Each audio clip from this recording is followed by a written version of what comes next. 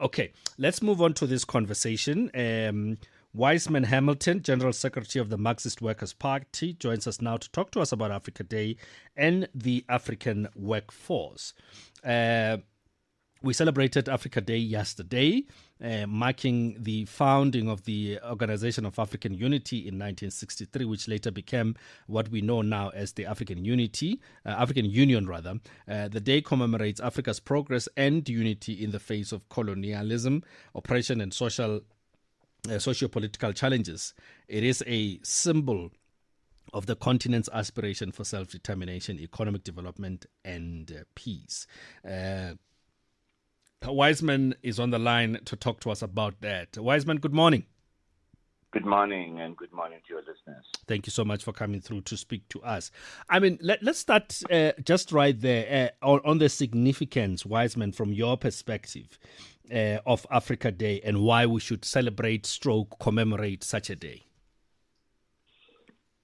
Well, I think that the need to celebrate it is that it represented it's a commemoration of the revolt against colonial domination of the African continent and the determination of the oppressed masses on the continent to take the political destiny of the continent into their own hands. I think it is also necessary to commemorate it as an expression of the yearning for unity on the African continent amongst the oppressed people themselves. But I think it is also a time for sober reflection about the position that the African continent finds itself in today. It is today the playground of competing imperialist interests.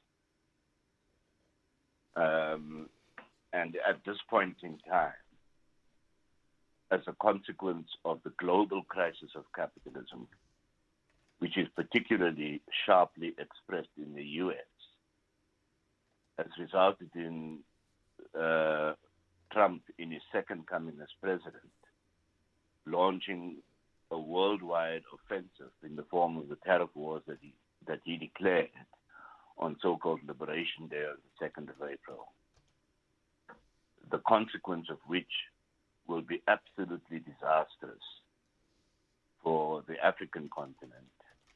And beyond that, it's going to throw the world economy into turmoil and create the conditions economically that will match, if not exceed, the Great Depression of the 1930s, as well as its recent incarnation of the 2008 global financial crisis. And let's remember that the tariff war declaration was preceded by savage cuts in aid to the African continent by Trump, the consequence of which will be an increase in the number of deaths due to disease, and all of this against the background of the worsening financial position that rising debt of African countries, 4 of which are on the verge of default, and many more, around 88 possibly, in debt distress. And what all of this tells us is that the program on the basis of which independence was fought was deeply flawed and mistaken, because there was a belief in the new political elites on the continent, as is the case indeed across the new colonial world, that it would be possible on the basis of capitalism to reproduce the development that had taken place in the advanced capitalist countries. This was a deeply mistaken idea, because for as long ago as August 1914, when World War I had started, the idea that it is possible for any single country to develop economically independently of the rest of the world was shattered. We have a world that is completely intertwined, and the relations that exist, particularly between the advanced capitalist countries and the neo-colonial world, is one in which the colonial world is kept in a state of permanent underdevelopment. And this has been set out by the likes of Walter Rodney, for example, in How Europe Underdeveloped Africa, the title of his book, but also spelled out in a book by Susan Williams called White Malice, the CIA and covert recolonization of Africa. And the thing about the Trump administration, especially, is that it is the same imperialism that has plundered the African continent, but without the pretenses of the promotion of democracy, humanitarian aid, and so on and so forth, all of which was cynically calculated to increase dependency and to retard the development of the African continent. Trump himself, addressing the graduates of the West Point Military Academy a few days ago, made clear what the program of this administration is. To introduce democracy, he says, at the point of a gun. So all that Trump has done is to strip away the pretenses and has intensified the attempt to dominate and subjugate the rest of the world, not just Africa, but by the way, but we are in the weakest position because of the economic underdevelopment that they've orchestrated. In order to rescue the U.S. economy in particular from the crisis which it faces today. And I don't have time to go into how that is manifested. Yeah, and I'm in the interest of time, because we don't have that much time. Yes, no, but absolutely. Yeah. So I want, before I touch on the significance of for the African workforce of celebrating this, if you may, Wiseman, just touch on the issue of cultural pride, because the other thing is that we seem to be losing what makes us African, what makes us who we are, politically and otherwise. Your thoughts on that? Well, I think that is due to the fact that what imperialism, European, French, Belgian, German, and U.S. are attempting to do is to order the world and our way of thinking so that it conforms to the interests that they are pursuing on the African continent. So that it is not only the economic relationships that they are interested, but to reshape our ideological and cultural outlook in order to minimize any resistance to the plundering, exploitation, and oppression of the peoples on the continent.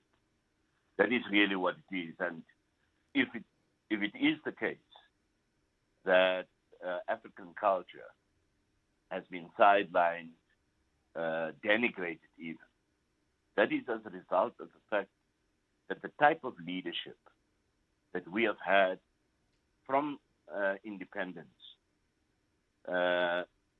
in 1957, with Ghana being the first country to have received independence, because they have submitted to the pressure of imperialism, they have consequently also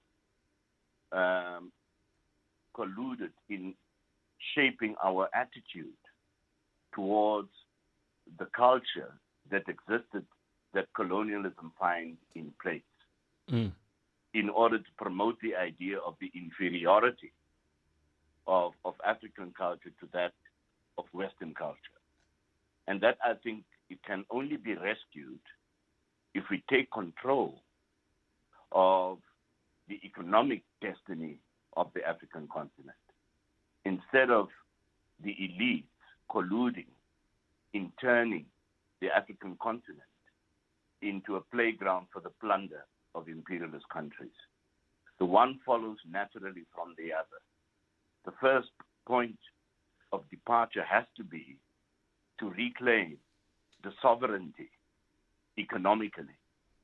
And that cannot be done on the basis of a rotten capitalist system where the intervention by imperialism, in the case of North Africa and the Middle East, for example, 77 times have been military interventions by U.S. imperialism since the end of the Second World War. Further down, we've had France in the Sahel and surrounding countries. We have now Russia, regrettably, being celebrated for allegedly giving support to Traore and the Sahel region. Russia is led by a corrupt oligarchy and are not the least bit interested in the development of the African continent. What they are doing is subordinating the interest of the African continent to their wider battle against Western imperialism. This is a country that is at war with Ukraine, by the way, led, of course, by an equally corrupt collaborator with NATO. But we cannot permit the continent to be drawn in by getting involved in a battle between rival imperialism, because all we will be doing is substituting the devil for Satan. The same thing applies to China, by the way, about whom a lot is said. I heard from one of your callers, by the way, but let us reflect a little bit on the history of China's intervention here in Southern Africa. During the liberation struggle in Angola, with the Soviet Union supporting the MPLA, China supported the U.S. and apartheid regime's puppet, UNITA, led by Jonas Savimbi. The North Koreans have apparently sent troops now to bolster Traore in Burkina Faso.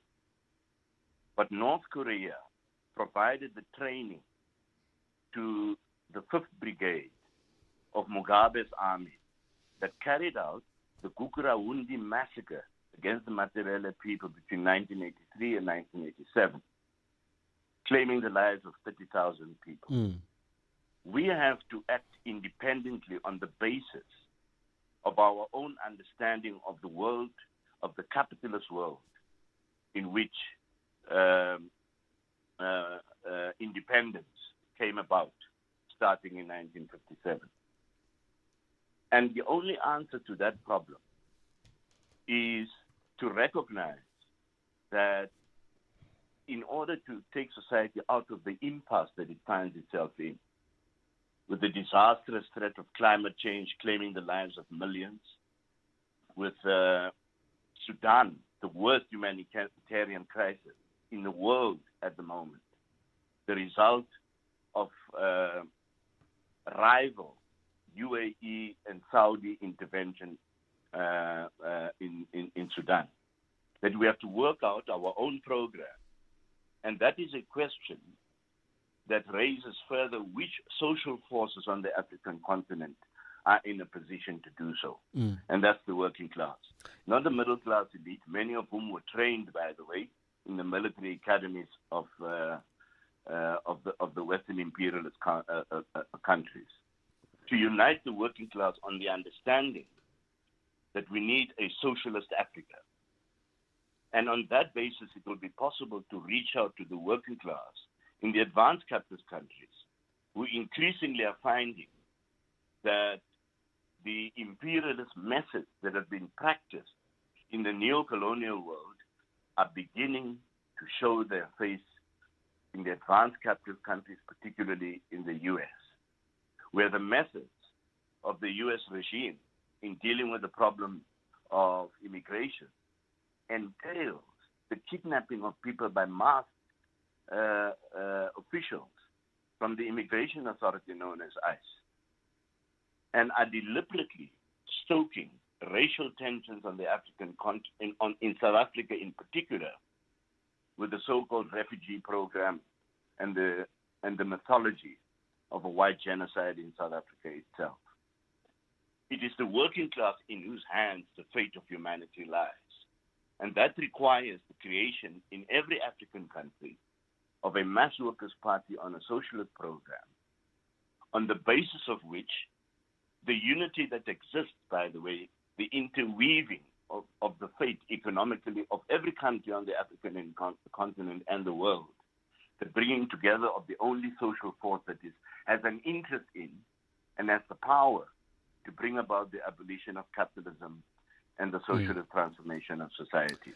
Yeah, Wiseman, you know what? I think there's still quite a lot that we can talk about, and I would love to have this conversation further with you, but unfortunately, we're out of time. Thank you so much for coming through, and then we'll definitely make some other time and maybe put aside a little bit more time so that we can engage further on this.